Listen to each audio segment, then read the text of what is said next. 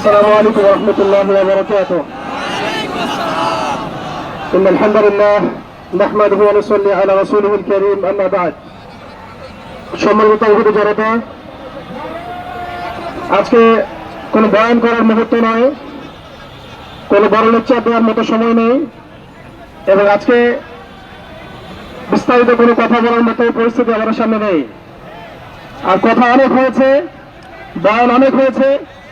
আমরা বিশ্বব্যাপী এই মানবতার ধ্বজাধারীদের যে অপতৎপরতা এবং আমাদের ভাইদের উপর নির্মমভাবে গুলি চালানো, শিশুদেরকে বোমের খোরাক বানানো, মা বোনদেরকে ধর্ষণ করার এই নাটক আমরা ইতিহাসে অনেক দেখেছি।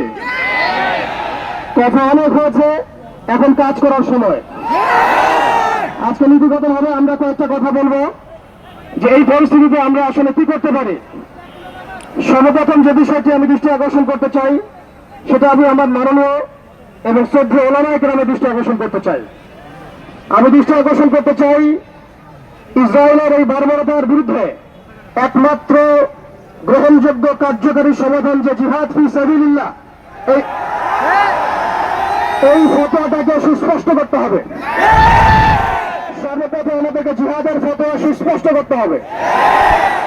জিহাদ ফি সাবিলিল্লাহ ছাড়া ইসরায়েল সংকট, ফিলিস্তিন সংকট সমাধানের দ্বিতীয় কোনো পদ্ধতি যে নেই, এটা আমাদের জনগণকে বোঝাতে হবে।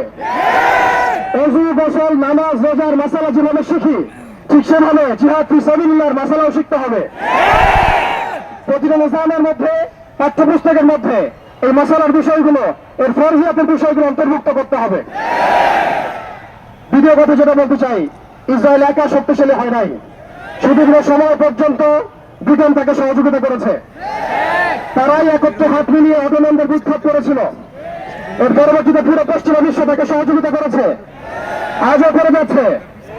আমরা ইসরায়েলের ব্যাপারে সোচ্চার, কিন্তু তার বন্ধুদেরকে আমরাও যদি বন্ধুরূপে গ্রহণ করি, তাহলে এটা হবে একটা বিচারিত, একটা মুনাফিক আচরণ।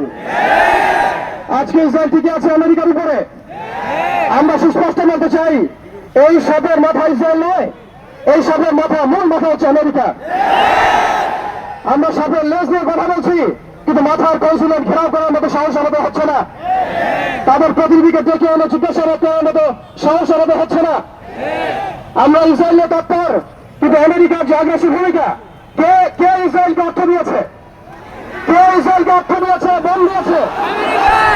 কোন সভ্যতা ইসরায়েলকে দাঁড় করিয়েছে? কোন সভ্যতা ইসরায়েলকে অর্থ দিয়েছে, বোমা দিয়েছে, সাহায্য করেছে? আমরা ইসরায়েলের ব্যাপারে সোচ্চার হলেও কেন আমরা আমেরিকার ব্যাপারে সোচ্চার নই? কেন আমরা পশ্চিমাদের ব্যাপারে সোচ্চার নই? আমাদের উচিত হবে তাদের সকলের সাথে বন্ধুত্বপূর্ণ সম্পর্ক ছিন্ন করা। প্রত্যেকটা মুসলিম কান্ট্রি থেকে ইসরায়েলের সাথে যাবতীয় কূটনৈতিক তৎপরতাকে ছিন্ন করা। শুধু তাই নয়, আরেকটা বিষয় আছে, আমরা মৌলিক ইসরায়েল সম্পর্কে সচেতন। আমাদের বাড়ির পাশে নতুন একটা ইসরায়েলের জন্ম হয়েছে, এই ব্যাপারে আমরা সচেতন নই। আমি দেখলাম তারাবির নামাজে মসজিদ ভাঙা হলো, হোলি উৎসবের নামে মুসলিমদেরকে নির্মমভাবে রাস্তার মধ্যে পেটানো হয়েছে। তারা একটা অনিবার্য যুদ্ধ আমাদের উপর চাপিয়ে দেওয়ার চেষ্টা করছে। আমরা যতই ভালো মানুষ হতে চেষ্টা করি না কেন, আমরা এই কনফ্লিক্ট এড়াতে পারবো না। ইতিহাস আপনারা পরে দেখবেন, আমরা এড়াতে পারি নাই। আমরা যতই ভালো এবং সুশীল সাজার চেষ্টা করি না কেন, যতই তাদের তন্ত্র মন্ত্র পূজা করার চেষ্টা করি না কেন, যতই তাদেরকে সন্তুষ্ট করার চেষ্টা করি না কেন, তারা পশ্চিমকালেও আমাদের উপরে অনিবার্য যুদ্ধ থেকে ফিরে থাকবে না ইনশাআল্লাহ। তাছাড়া আমাদের উচিত আমাদের জায়গা থেকে প্রস্তুতি গ্রহণ করা। এখন আমরা কি প্রস্তুতি গ্রহণ করতে পারি, এটা আপনারা সবাই জানেন। আমাদের মূল প্রস্তুতি ইমানের প্রস্তুতি, আমলের প্রস্তুতি, তাজকিয়ার প্রস্তুতি, অর্থনৈতিক প্রস্তুতি, এবং সবচেয়ে বড় কথা, বাংলাদেশকে যতদিন পর্যন্ত আমরা একটা মদিনা রাষ্ট্র হিসেবে কায়েম করতে পারবো না, ততদিন পর্যন্ত আমরা রাষ্ট্রীয়ভাবে এই সমস্যার সমাধান করতে পারবো না। একজন ব্যক্তি কখনো রাষ্ট্রের বিরুদ্ধে যুদ্ধ করতে পারে না, একজন ব্যক্তি কখনো রাষ্ট্রের বিরুদ্ধে যুদ্ধ করতে পারে না। কিন্তু বাংলাদেশ যদি একটা ইসলামী রাষ্ট্র হয়, পরিপূর্ণ ইসলামী রাষ্ট্র ব্যবস্থার দিকে আমরা যেতে পারি, ইনশাআল্লাহ আমরা আন্তর্জাতিক মহলে চাপ সৃষ্টি করতে পারবো।